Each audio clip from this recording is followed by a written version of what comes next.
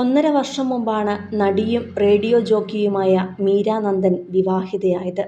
ലണ്ടനിൽ ജോലി ചെയ്യുന്ന ശ്രീജുവിനെ വിവാഹം കഴിച്ച മീര വിവാഹശേഷവും ദുബായിലെ റേഡിയോ ജോലി തുടരുകയായിരുന്നു. അവധി സമയങ്ങളിൽ ശ്രീജു മീരയെ കാണാൻ ദുബായിലേക്കും മീര ലണ്ടനിലേക്കും പോകുന്നതു കൂടാതെ ഇരുവരും നാട്ടിലേക്കും ഒന്നിച്ചെത്താറുണ്ട്.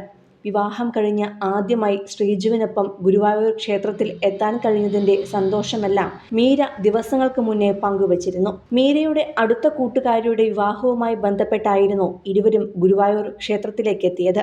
അതിനുശേഷം ഇരുവരും അവധി ആഘോഷിക്കുവാൻ തായ്ലൻഡിലേക്ക് പോവുകയും ചെയ്തു. എന്നാൽ ഇപ്പോഴിതാ ഇരുവരും ദിവസങ്ങളായി തായ്ലൻഡിൽ കുടുങ്ങിയിരിക്കുകയാണ്.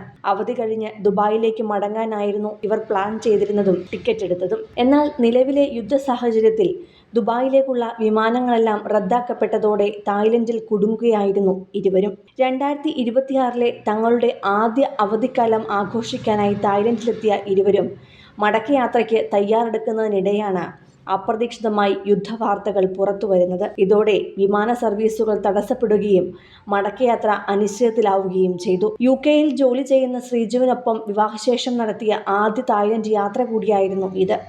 അവധിക്കാലം ഏറെ മനോഹരമായി ആസ്വദിക്കുന്നതിനിടെയാണ് യുദ്ധപ്രശ്നങ്ങൾ ഉണ്ടായത്.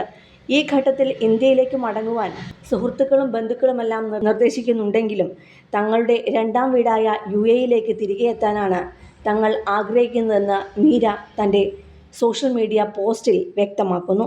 നടിയുടെ കുറിപ്പ് ഇങ്ങനെയാണ്: എല്ലാവർക്കും നമസ്കാരം. ഞങ്ങൾ സുരക്ഷിതരാണോ എന്നന്വേഷിച്ച ഓരോരുത്തരോടും ഹൃദയത്തിൻ്റെ ഭാഷയിൽ നന്ദി പറയുന്നു. നിങ്ങളുടെ ആ കരുതൽ ഞങ്ങൾക്ക് വലിയൊരു ആശ്വാസമാണ്. ഞങ്ങളിപ്പോൾ തായ്ലൻഡിലാണുള്ളത്.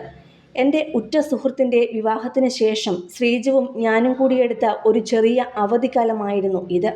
2026 ഞങ്ങളുടെ ആദ്യത്തെ യാത്ര, ഒപ്പം ആദ്യത്തെ തായ്ലൻഡ് സന്ദർശനവും.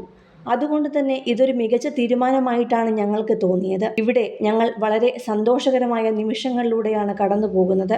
എന്നാൽ മടക്കയാത്രയ്ക്ക് തൊട്ടു മുൻപാണ് ആ നിർഭാഗ്യകരമായ വാർത്ത ഞങ്ങൾ അറിഞ്ഞത്. അന്നു മുതൽ ഞങ്ങളുടെ ഏക ചിന്ത UAE-യിലേക്ക് എത്രയും വേഗം തിരികെ എത്തണമെന്നാണ്.